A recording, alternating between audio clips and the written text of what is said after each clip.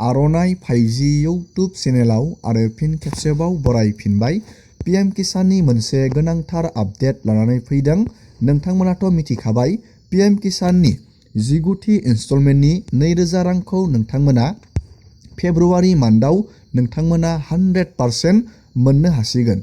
नाथाय गोबां खेथियकफोरनि bank एकाउन्टसिम PM किसाननि राङा हाबनाय नङा। कमेन्ट बक्सआवबो कमेन्ट खालामदों पीएम किसाननि रांखौ मोनखाबाय थायोमोन, नाथाय अबथिरा पीएम किसाननि रां हाबनाया बन्द जाबाय।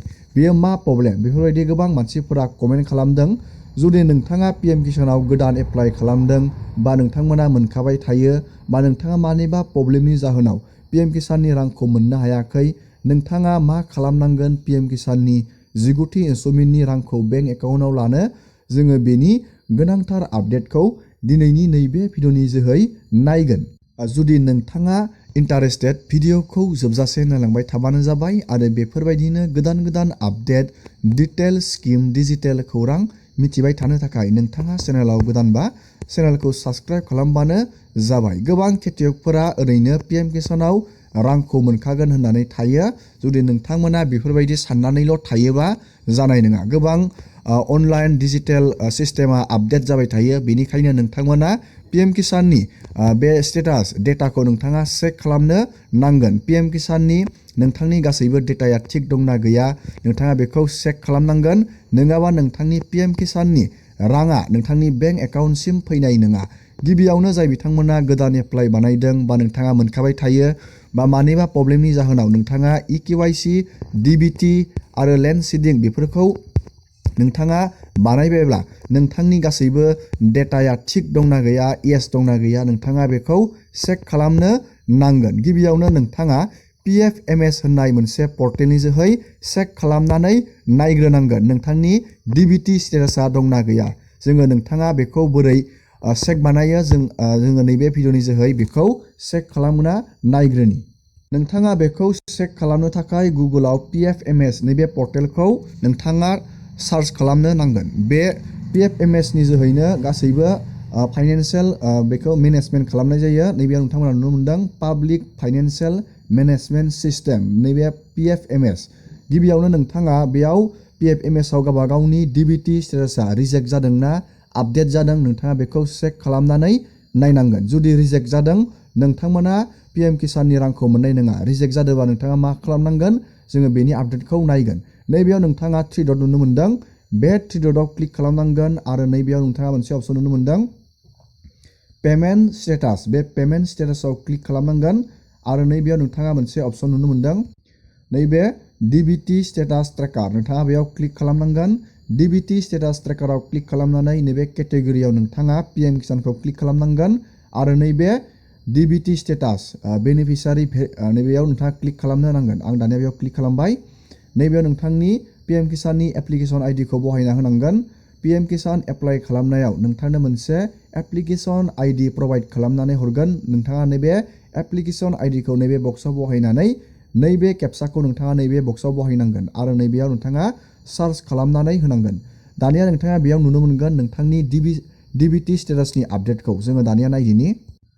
नैबेखौ आंनो सासे पीएम किसाननि बेनिफिसारिया आंनो बे डिटेल्सखौ नायनो थाखाय हरदोंमोन। बिथांनिया नैबेयाव नोंथांमोना नुनो मोनदों बिथांनि बेनिफिसारि स्टेटासा नैबेयाव रिजेक्टेड जानानै दं। बेबायदि रिजेक्टेड जानानै दङब्ला नोंथांमोना रां मोननाय नङा। बिथांनिया नैबेयाव रिजेक्टेड जानानै दं।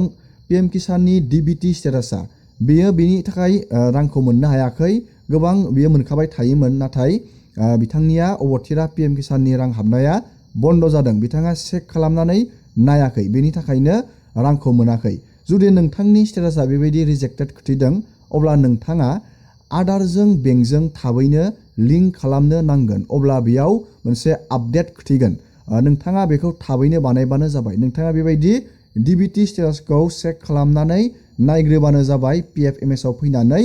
आरो नैबेयाव जुदि रिजेक्टेड खोथैदों अब्ला नोंथाङा थाबैनो आधारजों बेंक एकाउन्टजों लिंक खालामबानो जाबाय। बेंकआव थांनानै नोंथाङा लिंक खालामबानो जाबाय आधारजों बेंकजों। अब्लानो नैबेयाव आपडेट खोथैनाय जागोन। नैबेयाव स्टेटासा आपडेट खोथैगोन नैबे रिजेक्टेडआ। जुदि नोंथाङा आधारजों बेंकजों लिंक खालामोब्लाथाय गोबां खेथियकफोरानो बेफोरबायदि प्रब्लेमजों भुगिनानै गोबां पिएम किसाननि रां हाबनायाव प्रब्लेम जागासिनो दङ।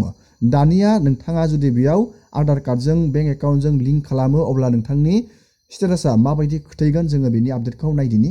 दानिया नोंथाङा जुदि आधारजों बेंकजों लिंक बानायो अब्ला नोंथाङा PFMS आव फैनानै नोंथाङा DBT स्टेटासखौ चेक खालामबा नैबेयाव स्टेटास अफ बेनिफिसारियाव बेफोरबायदि आपडेट खोथैनो नांगोन। बेफोरबायदि आपडेट खोथैदोंब्ला नोंथांनि बे आधारजों बेंकजों लिंक खालामनाय DBT स्टेटासा अके जाबाय, नोंथाङा पिएम किसाननि रांखौ मोननो हागोन। बेबायदि आपडेट खोथैदोंब्लाथाय नोंथाङा बेबायदि चेक खालामनानै नायबानो जाबाय। दानिया जोङो मोनसे गोनांथार आपडेटखौ नायबावगोन। दानिया जोङो पिएम किसाननि पर्टेलाव फैफिनबाय। दानिया नोंथाङा मोनसे गोनांथार आपडेटखौ नोंथाङा चेक खालामनो नांगोन। नोंथांनि एप्लिकेसन स्टेटासखौ नोंथाङा चेक खालामनो नांगोन। नैबेयाव नोंथाङा नुनो मोनदों नाउ इउआर स्टेटास।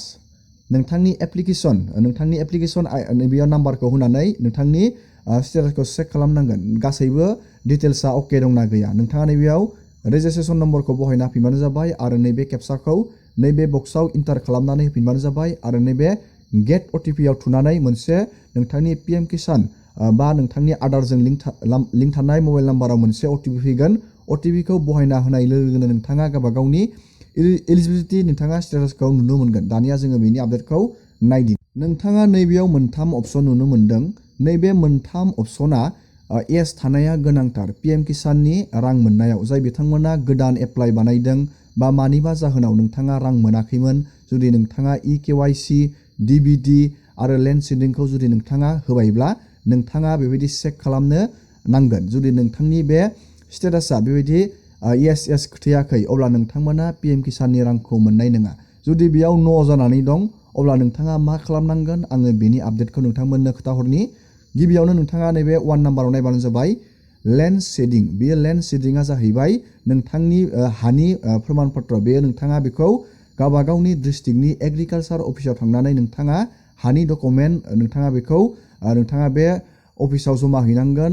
जुदि नैबेयाव न' जानानै दङब्ला नोंथाङा प्रुफ हैनांगोन अब्ला नैबेयो येस जागोन। आरो नैबे EKYC स्टेटासा नोंथाङा आखाइनि फिंगारप्रिन्टखौ नोंथाङा CAC सेन्टाराव थांनानै होनांगोन अब्लानो बेयाव येस जागोन। जुदि बेयाव न' जानानै दंबा नैबे दहायनो आं बुंखांबाय आधारजों बेंक एकाउन्टजों लिंक DBT स्टेटास बेयो येस जानांगोन। जुदि नोंथाङा आधारजों बेंकजों लिंक बानायो नैबेयाव DBT स्टेटासा बियो येस जागोन। मस्ट इम्परटेन्ट आपडेटआनो जाहैबाय नैबे DBT। नैबे येस जानाया गोनांथार। जुदि नैबे मोनथाम अपसना नोंथांनिया बेबायदि राइट सिन खोथैदों अब्ला नोंथाङा पिएम किसाननि रांखौ नोंथाङा 100% मोननो हागोन। फेब्रुवारि मान्थआव नोंथांमोना पिएम किसाननि रांखौ मोननो हागोन। दिनैनि भिडिअखौ आङो बेखिनियावनो फोजोबबाय। जाहाथे जोंनि गासैबो बर' खेथियकफोरा पिएम किसाननि रांखौ मोननो हायो, बेनिखायनो आं नोंथांमोननो भिडिअखौ लाबावनाय जाबाय। जाहाथे नोंथांमोना एसेबाबो मिथिनानै बेफोरबायदि खामानिखौ नोंथाङा मावनानै लानो हायो जाय बिथांमोना पिएम किसानाव रां मोनबाय थायो। दिनैनि भिडिअखौ बेखिनियावनो फोजोबबाय। नोंथांमोना भिडिअखौ नायनानै मोजां मोनदोंबा लाइक खालामबानो जाबाय। चेनेलाव गोदानबा चेनेलखौ साबस्क्राइब खालामबानो जाबाय।